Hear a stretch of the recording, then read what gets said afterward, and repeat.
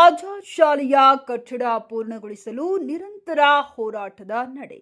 Social democratic party of India Karatagi SDPI Kanakagiri ವಿಧಾನಸಭಾ ಕ್ಷೇತ್ರ ಸಮಿತಿಯ ಸದಸ್ಯರು ಕಾರ್ಯಕರ್ತರಿಂದ ಪೋಷಕ ಆತಂಕ ಮನೆಗೊಂಡು ಶಾಲೆಗೆ ಭೇಟಿ ನೀಡಿ ಮಕ್ಕಳಿಗೆ ಆಗುತ್ತಿರುವ ಸಮಸ್ಯೆಯನ್ನ ಆಲಿಸಲು ಮೊದಲಿಗೆ ಶಾಲೆಯ ಮುಖ್ಯ ಶಿಕ್ಷಕರನ್ನ ಭೇಟಿಯಾಗಿ ಹೊಸ ಕಟ್ಟಡ ಪೂರ್ಣಗೊಳ್ಳುವವರೆಗೂ ತಾತ್ಕಾಲಿಕ ಬೀಳುವ ಹಂತದಲ್ಲಿರುವ ಹಳೆಯ ಕಟ್ಟಡದಲ್ಲಿ ಆವರಣದಲ್ಲಿ ಪಾಠವನ್ನು ಕಲಿಯುತ್ತಿರುವ ಮಕ್ಕಳ ಸಮಸ್ಯೆಯನ್ನ ಆಲಿಸಿ ತಾತ್ಕಾಲಿಕವಾಗಿ ಬೇರೆಡೆಗೆ ಸ್ಥಳಾಂತರಿಸಲು ಮುಖ್ಯ ಶಿಕ್ಷಕರಲ್ಲಿ ಮನವಿ ಮಾಡಿದ್ದೆವು.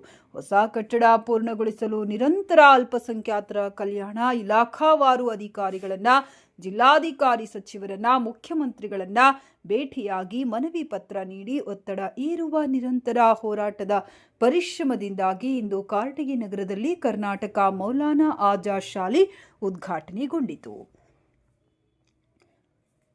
ಪೋಷಕರ ಶಿಥಿಲಗೊಂಡು ಬೀಳುವ ಹಂತದಲ್ಲಿದ್ದ ಹಳೆಯ ಕಟ್ಟಡದಲ್ಲಿ ತಮ್ಮ ಮಕ್ಕಳನ್ನು ಶಾಲೆಗೆ ಕಳಿಸುವ ಆತಂಕದಲ್ಲಿ ದಿನದೂಡುತ್ತಿದ್ದ ಪೋಷಕರ ಮುಖದಲ್ಲಿ ಮಂದಹಾಸ.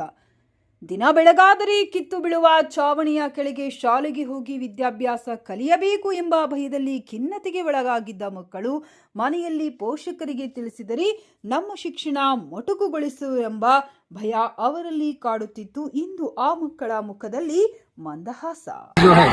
ಅಲ್ಪಸಂಖ್ಯಾತರು ಯಾರಿದ್ದೀರಲ್ಲ ಅವರು ಇದು ನಮ್ಮ ಶಾಲೆ ಅಂತ ತಿಳ್ಕೊಂಡು ಇದನ್ನ ಮುಂದೆ ಬಹಳ ಮೇಲೆತ್ತರಕ್ಕೆ ತಗೊಂಡೋಗ್ಬೇಕಂದ್ರೆ ನಮ್ದು ಎಲ್ಲ ಆದ್ಯ ಕರ್ತವ್ಯ. ಅದಕ್ಕೆ ನಾನು ಏನು ಹೇಳ್ತೀನಿ, ನಮ್ಮ ಸಮುದಾಯದವರಾಗಲಿ ಹಾಗೂ ಇಲ್ಲಿ ಶಿಕ್ಷಣ ಪಡಿತಿದ್ದಾರೆ ಇವರು ಪೇರೆಂಟ್ಸ್ಗಳಾಗಲಿ ಇವರು ಪ್ರತಿನಿತ್ಯ ಬಂದು ಇಲ್ಲಿ ಏನು ಆಗು ಹೋಗುಗಳ ಬಗ್ಗೆ ವಿಚಾರ ಮಾಡಿ ಮುಂದೆ ಏನು ಮಾಡಬೇಕು ಏನಿಲ್ಲ. ನೆಕ್ಸ್ಟ್ ನಾವು PUC ತರಬೇಕು ಇಲ್ಲಿ.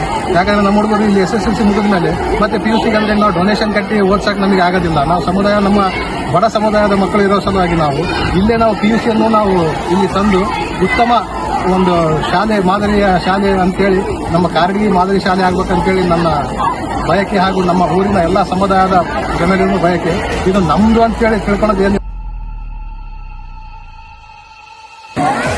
जैसा कि आज देख रहे हैं, आज हमारे कारटगी में बहुत साल के बाद एक कर्नाटक मौलाना आजाद स्कूल ओपनिंग हो गए.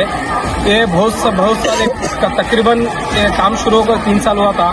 2 साल से पहले ये काम रुको गया था. लेकिन ये बच्चे जो पीछे बैठ कर पढ़ रहे हैं, ये बहुत सारी तकलीफों से बच्चे यहाँ तक पहुंचे हैं. बाहर बैठ कर पढ़ते थे. कभी कभी वो जो स्कूल में रूम देते थे, वो स्कूल में दीवार गिरते के टाइम पे भी बच्चे वहाँ बैठ कर पढ़ते थे.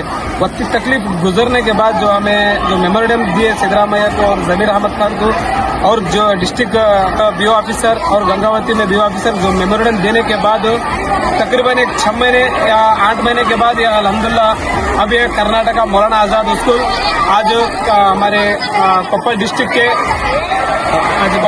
के मिनिस्टर साहब तंगड़ी आपको आज ओपनिंग कर दोगे.